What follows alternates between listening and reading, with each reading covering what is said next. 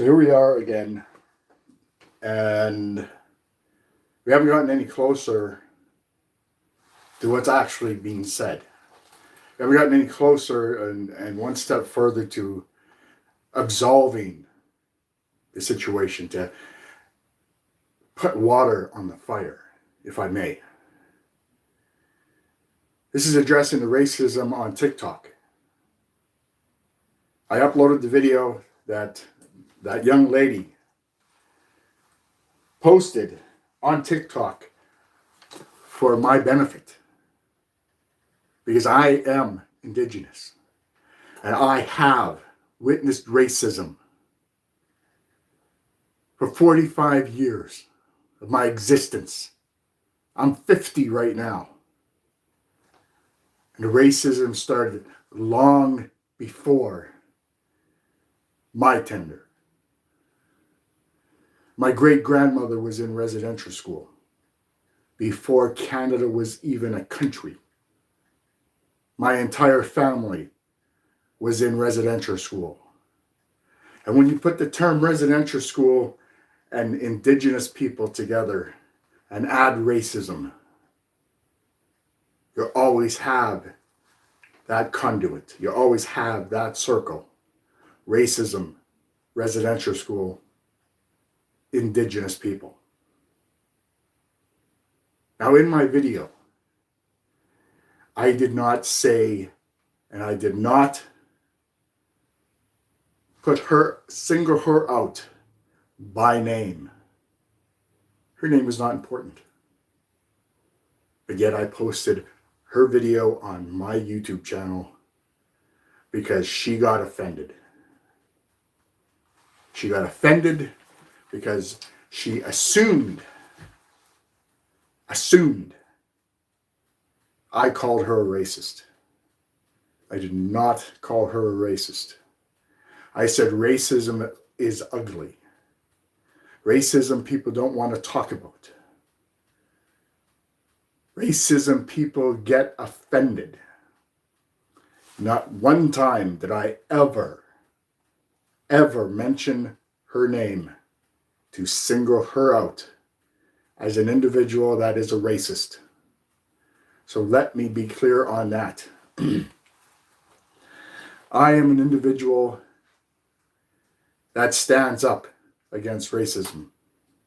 I am an individual that will not tolerate racism. I am an individual that will not be run up a tree when it comes to racism. And I stand firmly by that, and I stand firmly by my brothers and sisters that stand up against racism in this country. Now, if I may go back again, when it comes to my great-grandmother being in residential school before Canada was even a country, that's when the racism started.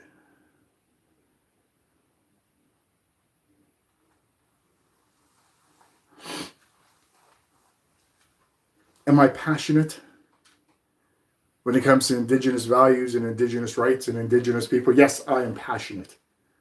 I'm also passionate when it comes to racism. I was taught by a very well-educated man. I was taught by my uncle, who helped open up all the Indian and Métis friendship centers across Canada in 1970s. Starting with the first friendship center in Selkirk, Manitoba, Canada. And then the friendship center opened up here in Winnipeg, Manitoba, Canada. The Indian and Métis friendship centers, the first in Canada. And he was at the milestone of that. He worked at Northern and Culture Affairs.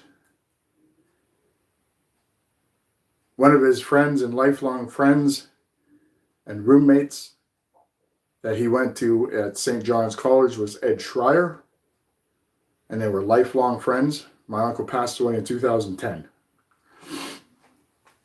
Now, the reason I'm passionate when it comes to racism, the reason I'm passionate when it comes to my people, is because my people have been oppressed for 200 years. And then you want to get into the long and short of the ignorance when it comes to social media outlets like TikTok. The ignorance went even further of my spelling errors on TikTok. And when they see that, eventually when they see that I am Indigenous, the labels happen. And when the labels happen, it's woman beater, wife beater, drunken Indian, welfare bum. All those labels come crashing down. Do I accept it? No, I don't have to accept it. And I won't accept it. There's no way in God's green earth that I'll accept it. I am a firm believer in every child matters. I stand with Black Lives Matter. I don't have any racist friends. I don't believe in racism. I don't believe in that kind of ignorance. I tend to stay over on this side of the pond when it comes to that kind of behavior. That kind of behavior, to me, is unacceptable.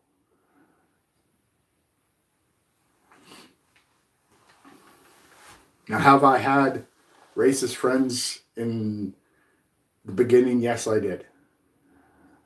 I didn't learn about racism until I was 19 years of age. And it was my uncle, who was a member of the Order of Canada, who taught me about racism. And I've said this before in many of my past videos on YouTube about my uncle who received the Order of Canada because of the Indian and Métis Friendship Centers. Excuse me. Now, when I say that, because racism is such a delicate word, and people like to tiptoe around it, or if they don't like to tiptoe around it, they love to assume. How dare you call me a racist? Well, I didn't call you a racist. I said the term racism. That was it. And I've had so many conversations like that to where I say, okay, well, let's just sit down and let's talk about it. Because I'm a minority, you're not. And I love it when non-Indigenous people love to have that term non-racial biased. And they love talking about racism when they have no clue. They have no clue whatsoever. You ever heard of the term walk 10,000 miles in my shoes? Walk 10,000 miles in my ancestors' shoes and then talk to me about racism. Then assume all you want. But until you have walked 10,000 miles in my ancestors' shoes, you don't get the right to talk about racism. That's how passionate I am about it. But getting back, I'm getting a little bit overboard here, getting back to my uncle. My uncle is the one who taught me about racism.